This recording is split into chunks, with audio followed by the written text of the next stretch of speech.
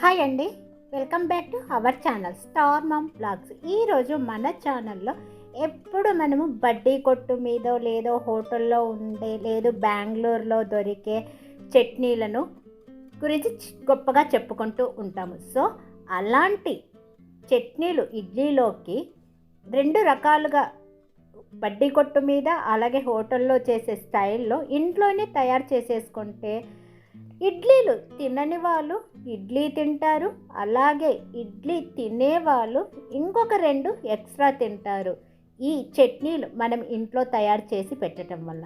First chutney తయారు, ఇక ఆ క్రెడిట్ ఏదో మనమే కొట్టేద్దామండి. సో ఈ చట్నీలు తయారు చేసుకోవటానికి ఫస్ట్ చట్నీ కోసము స్టవ్ మీద బాణలు పెట్టి ఒక 3-4 స్పూన్లు ఆయిల్ వేసి, ఆయిల్ వేడెక్కిన తర్వాత ఒక పావు కప్పు పల్లీలు వేసుకోవాలి. ఈ పల్లీలు కొద్దిగా వేగిన తరువాత ఒక 6-7 పచ్చిమిరపకాయలు, అలాగే ఒక 1/2 టేబుల్ స్పూను జీలకర్ర. ఈ జీలకర్ర వలన మనకు పచ్చడి అనేది మరింత రుచిగా ఉంటుంది. అలాగే ఒక రెమ్మ కరివేపాకు,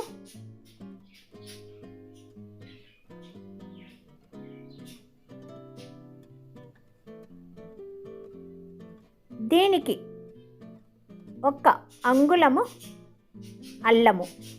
ఈ అల్లము మనకు మరింత టేస్ట్ని పెంచుతుంది. ఇవన్నీ కొద్దిగా వేగిన తరువాత ఒక కప్పు పచ్చి కొబ్బరి వేసి ఇవన్నీ ఒక 5-6 నిమిషాలు సిమ్లో వేపుకోవాలి. ఇలా వేపుకున్న వీటికి ఒక పావు కప్పు చట్నీ పప్పులు వేసి ఒక 6-7 రెబ్బలు వెల్లుల్లి వేసి ఇవన్నీ బాగా కలిపేసి స్టవ్ ఆఫ్ చేసి చల్లారనివ్వాలి. కొద్దిగా చింతపండు యాడ్ చేసేసుకొని ఇక మిక్సీ జార్లో మనం తయారు చేసుకున్న ఈ మిశ్రమాన్ని అంతా వేసి తగినంత సాల్ట్ వేసుకొని,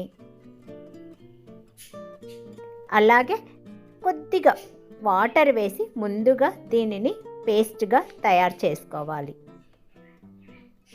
ఇలా తయారు చేసుకున్న ఈ పేస్ట్కు మనము హోటల్ స్టైల్లో బడ్డీ కొట్టు మీద చట్నీలా తయారు చేసుకోవాలి అనుకుంటున్నాం కాబట్టి మరికొద్దిగా వాటర్ యాడ్ చేసుకొని మరొకసారి మిక్సీ పట్టేయాలి.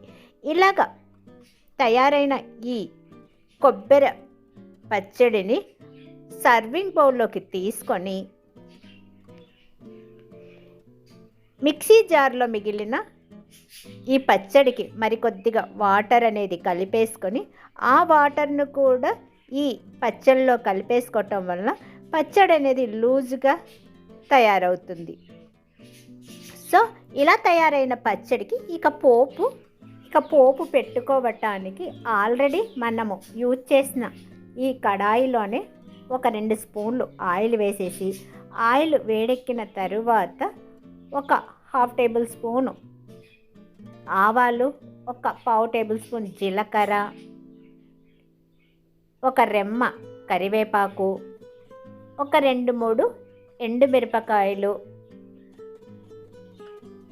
ఇవన్నీ వేసి ఇవి బాగా వేగిన తరువాత కావాలి అనుకుంటే కొద్దిగా ఇంగువైనా వేయచ్చు, లేదు అనుకుంటే ఈ పోపును మనం తయారు చేసేసుకున్న కొబ్బరి పచ్చడిలో వేసేసుకొని దీనిని బాగా కలిపేసుకొని ఇక సాంబారు పొడి ఇడ్లీలతోటి తినేసామనుకోండి, బడ్డీ కొట్టు మీద కాదండి, మన ఇంట్లోనే బెంగళూరు హోటల్స్లో దొరికే పచ్చడి రెడీ అయిపోతుంది. ఇడ్లీలు తినని వాళ్ళు కూడా తింటారు, అలాగే ఇడ్లీలంటే ఇష్టపడే వాళ్ళు కూడా మరొక 2 ఇడ్లీలను ఎక్స్ట్రా తింటారు. సో ఫ్రెండ్స్, చూశారు కదా, మొదటి పచ్చడి సింపుల్గా ఇంట్లోనే ఎంత చక్కగా చేసుకోవచ్చు. తినే కొద్దీ తినాలనిపిస్తుందండి. ఇలాగా ఇడ్లీల మీద ఈ లూజుగా తయారు చేసుకున్న పచ్చడిని వేసుకొని తింటూ ఉంటే ఆహా, ఆ రుచే వేరనిపిస్తుంది. ఇక ఎందుకు ఆలస్యం, మీరు కూడా మీ ఇంట్లో ఈ మొదటి పచ్చడిని చేసి మీ ఇంట్లో వాళ్ళకు తినిపిస్తారనుకుంటున్నాను. ఇక రెండవ రకం పచ్చడి తయారు చేయటానికి మనకు ఇది కూడానండి బడ్డీ కొట్టు మీద హోటల్లో దొరికే స్టైల్తోనే ఇంట్లోనే తయారు చేసేసుకోవచ్చు. సో ఈ పచ్చడిని మనము రెడీ చేసేసి పెడితే యాజ్ యూజువల్ తినని వాళ్ళు తింటారు, తినేవాళ్ళు ఇంకొక 2 ఎక్స్ట్రా తింటారు. సో ఈ పచ్చడి తయారు చేయటానికి స్టవ్ మీద బాణలు పెట్టి బాణలు వేడెక్కిన తరువాత ఒక 2 స్పూన్లు ఆయిల్ వేసి ఒక పావు కప్పు పల్లీలు వేసి ఈ పల్లీలు కొద్దిగా వేగిన తరువాత ఒక 1/2 టేబుల్ స్పూన్ జీలకర్ర వేయాలి. ఈ జీలకర్ర వలన పచ్చళ్ళకన్నిటికీ రుచి వస్తుంది. అలాగే ఒక 7-8 ఎండుమిరపకాయలు, 2 రెమ్మలు కరివేపాకు వేసి ఇవంతా వేగిన తరువాత ఒక పెద్ద సైజు అల్లం తీసుకొని చిన్న చిన్న ముక్కలుగా కట్ చేసుకొని ఇది కూడా ఒక 2-3 నిమిషాలు వేపేసుకున్న తరువాత ఒక ఎండుమిర్చిని అలాగే వేగిన కొద్దిగా కరివేపాకును పక్కన పెట్టేసుకొని ఒక చిన్న ఉల్లిపాయను తీసుకొని పొడవుగా సన్నగా తరిగేసుకొని ఆ ఉల్లిపాయలు వేసి అలాగే ఒక టమోటా సన్నగా ముక్కలుగా కట్ చేసుకొని ఆ టమోటా కూడా వేసేసుకొని బాగా వేపాలి. ఇలాగా వేపిన ఈ గ్రౌండ్నట్స్, ఎండుమిర్చి, ఉల్లిపాయ ముక్కలు, టమోటా ముక్కలు బాగా మగ్గిన తరువాత స్టవ్ ఆఫ్ చేసే ముందు ఒక చిన్న నిమ్మకాయంత చింతపండు వేసి చల్లారనివ్వాలి. ఇలా చల్లారిన ఈ మిశ్రమాన్నంతా మిక్సీ జార్లోకి తీసుకొని తగినంత సాల్ట్ అనేది వేసుకొని తగినంత వాటరు. ఈ పచ్చడండి లూజుగా చెయ్యటం లేదు, కొద్దిగా మనకు ఇడ్లీలో నంచుకోవటానికి తినటానికి సరిపోయేంత వాటర్ వేసేసి దీనిని మిక్సీ పట్టాలి.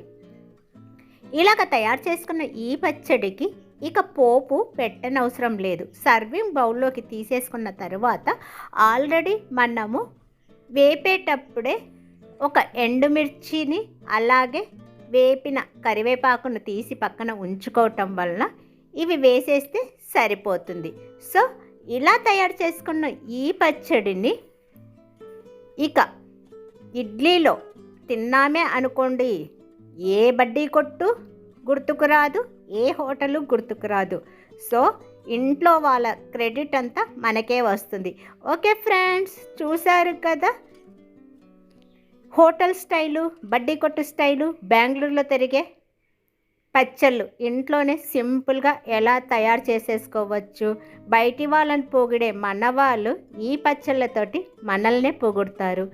ఇది నచ్చిందనుకోండి, మీరు మీ ఇంట్లో చేసేసుకొని మీ వాళ్ళకు కూడా తినిపిస్తారనేసి అనుకుంటున్నాను. ఇది నచ్చితే లైక్ చేయండి, షేర్ చేయండి, సబ్స్క్రైబ్ చేసుకోవటం మాత్రం మర్చిపోకండి. నెక్స్ట్ వీడియోలో మళ్ళీ కలుస్తాను. అంతవరకు సెలవు. నేను మీ స్టార్ మామ్ను. బాయ్ అండి.